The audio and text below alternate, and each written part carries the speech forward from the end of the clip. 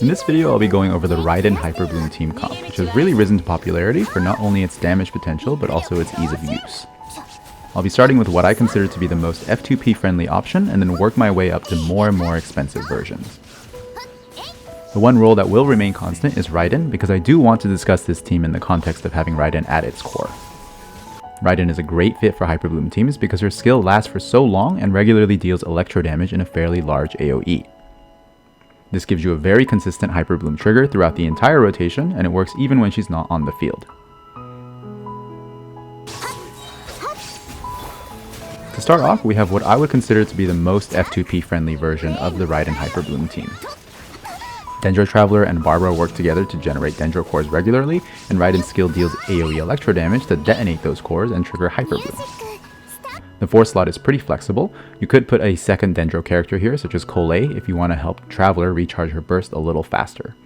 A slightly stronger option is a second Hydro, such as Xingqiu, who gives you a lot more off-field Hydro application and enables you to be on-field with Raiden rather than Barbara. You could even replace Barbara with Xingqiu entirely and use your 4th slot for a different healer, but that does hurt the team's flexibility just a little bit. Sucrose is another great option who can buff Raiden's EM and subsequently increase her Hyperbloom damage. She also doubles as a grouping utility, which can be useful when you're fighting multiple enemies. This base team is still very strong as long as your Raiden is built to maximize Hyperbloom damage. Since Hyperbloom is a transformative reaction, its damage is solely determined by the triggering character's level and EM. Based on this, we ideally want Raiden to be level 90 and to have as much EM as possible. It's also good to use artifact sets that can increase Hyperbloom damage, such as the Paradise Lost set. The main drawback of this team is that its Dendro application is locked behind Dendro Traveler's burst. Her burst is not only expensive, but also stationary, which can become a problem if we're fighting enemies who can walk outside of its range. To maintain uptime on the Traveler's burst, I make sure to come back around to her for a second cast of her skill in the rotation, and I also put a lot of energy recharge on her. This takes me to the first upgrade for this team, which is replacing Traveler with Nahida. The biggest selling point of Nahida is that her Dendro application derives from her skill rather than her burst, which means we're no longer constrained by energy. Her burst is still very important for applying Dendro more quickly, but we can still generate Dendro cores very consistently without it. The other major upgrade is that her skill lasts much longer and happens to match Raiden's skill duration. This not only gives them a lot of synergy with each other, but also greatly simplifies our rotation. We can simply cast Raiden and Nahida's skill once at the beginning of the rotation, and spend the rest of it on Barbara for Hydro application. Most of the work is being done off-field by Raiden and Nahida, so as long as we can supply enough Hydro to keep up the Dendro core generation, everything else falls into place. With Raiden and Nahida being able to apply Electro and Dendro consistently for a very long time, the main limitation of this team is now Barbara. Barbara's skill ticks only once every 5 seconds, so we're relying mostly on her normal attacks to supplement our Hydro application. If Barbara goes off-field, we pretty much stop generating Dendro cores and our DPS drops dramatically. As we saw earlier, we can mitigate this by filling our flex slot with an off-field Hydro applier, such as Xingqiu. But if we want the luxury of keeping that 4th slot open as a true flex slot, that takes me to my next upgrade for this team, which is to replace Barbara with Kokomi. Kokomi fulfills both roles as the team's healer and Hydro applier, just like Barbara, but the main difference is that her Hydro application is much faster and has better uptime.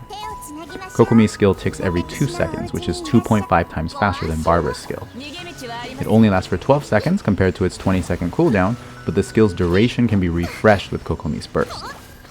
This means if you use Kokomi's burst when the skill has about 10 seconds of cooldown remaining, you can extend it to last beyond the 20-second cooldown, giving it effectively 100% uptime. With Kokomi replacing Barbara, we now have much faster Dendro core generation, and every tick of Raiden's skill will trigger at least one Hyperbloom. This difference is even more pronounced when we're fighting multiple enemies. Her skill deals Hydro damage in a fairly wide area, so our Dendro core generation is really good when there's a lot of enemies near the jellyfish. This core consisting of Nahida, Raiden, and Kokomi is what I kind of consider to be the holy trinity of the Hyperbloom team comp. This trio has so much synergy and consistency that it can literally clear some chambers of floor 12 just by standing there menacingly. Since most of our damage is being dealt by auto-triggering effects and Kokomi provides frequent AoE hydro damage, the team pretty much drives itself. All we have to do is maintain uptime on the skills and refresh them at the right times. Of course, at this point, we've departed far from the F2P budget territory, but if you do happen to have these 5 stars, I really can't recommend this team comp enough. Now this begs the question, how can we get even stronger from this point? And we do so by utilizing the flex slot for even more damage. Since we do already have the holy trinity of this comp, there honestly isn't too much more room for improvement even if we utilize 5 stars for our flex slot. If you're required to bring Geo, like against the Golden Wolf Lord, Zhongli is a really nice luxury option since his shield decreases enemies' Dendro res by an additional 20%. If you're against multiple enemies, Venti is of course an excellent choice for grouping the enemies up and compensating for the small AoE of the Hyperbloom missiles. One option that I personally like a lot is Yelan, who really ramps up our Hydro application rate and adds a ton of damage. With this double Hydro setup, I prefer to put Nahida on field more often so we have a little more Dendro application. With this faster reaction rate, nearly every tick of Raiden's skill triggers 2 Hyperbloom reactions, which is the max possible against a single enemy. You can see that this team has enough DPS to phase the PMA in a single rotation, which is something that very few teams are capable of doing. This is just about the strongest I can make this team comp for myself. Of course, there's always room for improvements using 5-star weapons, artifact optimization, constellations, and so on. But I hope it was still clear how the team was gradually improving with each level up that it went through.